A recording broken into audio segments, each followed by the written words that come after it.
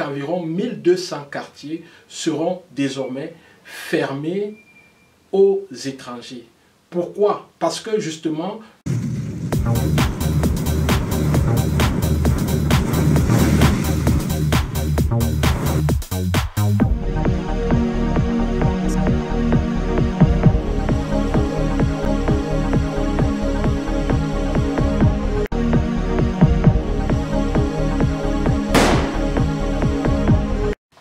bienvenue dans la chaîne TV de ENG Consulting. ENG Consulting, c'est une entreprise que j'ai créée pour t'aider dans tes business avec la Turquie. ENG Consulting a donc pour vocation de t'ouvrir les portes du business avec la Turquie. Quel que soit le pays dans lequel tu te trouves, nous avons pour mission de faciliter tes contacts, ton business avec les différents fournisseurs et les différents partenaires de la Turquie. Si justement cette problématique te parle, alors abonne-toi sur notre chaîne, partage cette vidéo et peut-être tu pourras aider un de tes amis. Je suis le docteur Emmanuel Ngara, diplômé d'une université de la Turquie. J'ai décidé de créer justement ENG Consulting pour t'aider à faire du business. Et maintenant, nous aidons également ceux qui sont intéressés pour s'installer en Turquie, ou du moins ceux qui sont déjà installés en Turquie pour leur business, pour leurs affaires, pour leur travail, pour leurs études, à mieux s'épanouir et à mieux comprendre les complexités du pays. Dans cette vidéo, je vais te parler de ce qui se passe actuellement en Turquie et nous allons répondre à la question fondamentale: est-ce que nous devons rester en Turquie ou alors partir simplement libérer le pays? Si tu es établi en Turquie, ou si du moins si tu comptes t'établir en Turquie dans les jours prochains, exclus le permis de résidence étudiant, sache que la situation des étrangers en Turquie est devenue très préoccupante à cause du fait que le nombre des étrangers, beaucoup plus des étrangers d'origine syrienne, afghane, a explosé ces derniers temps. Ce qui fait que plusieurs mesures ont été prises pour renforcer non seulement le contrôle aux frontières, mais aussi contrôler le nombre de ces étrangers dans des quartiers. Récemment, le ministre de l'Intérieur, son Excellence Süleyman Soylu de la Turquie, lors d'une conférence de presse, a annoncé qu'environ 1200 quartiers seront désormais fermés aux étrangers.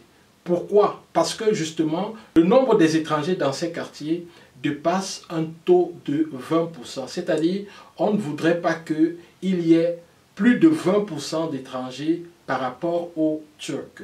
C'est la raison pour laquelle, sur près de 1200 quartiers, le nombre d'étrangers sera justement limité à partir du 1er juillet.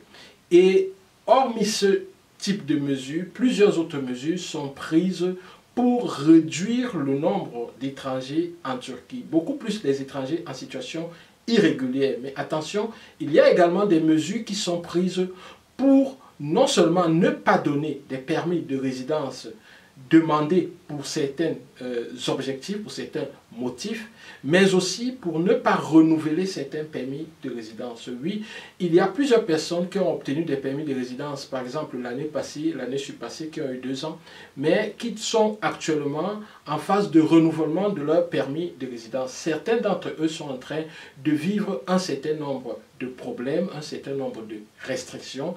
Maintenant, la question fondamentale qu'on se pose, c'est: est-ce qu'il faut rester en Turquie malgré tout cela?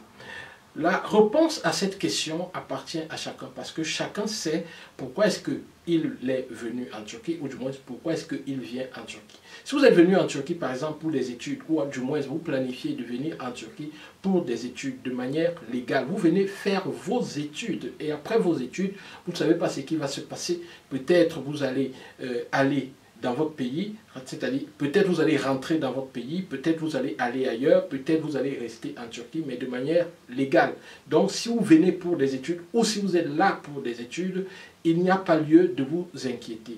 Maintenant, si vous êtes là en tant que touriste et que parallèlement vous travaillez, l'immigration a prévu justement de donner, lorsque votre permis de résidence touristique vient à expirer, de vous donner 6 mois. 6 mois pourquoi? 6 mois parce que avec un ICAMET de 6 mois, c'est-à-dire un permis de résidence de 6 mois, vous pouvez demander un permis de travail, c'est-à-dire l'entreprise dans laquelle vous travaillez, ou du moins si vous travaillez actuellement clandestinement, cette entreprise peut demander un permis de travail pour vous, parce que lorsque vous avez une résidence touristique d'au moins 6 mois, vous pouvez demander un permis de travail. Mais après ces 6 mois, si la situation ne change pas, il est fort probable qu'on ne vous donne plus un renouvellement de votre permis de résidence touristique. Donc il faudrait faire attention à un certain nombre de détails. Quelle est l'attitude à adopter lorsque vous avez simplement un refus de permis de résidence? Lorsque vous avez un refus de permis de résidence,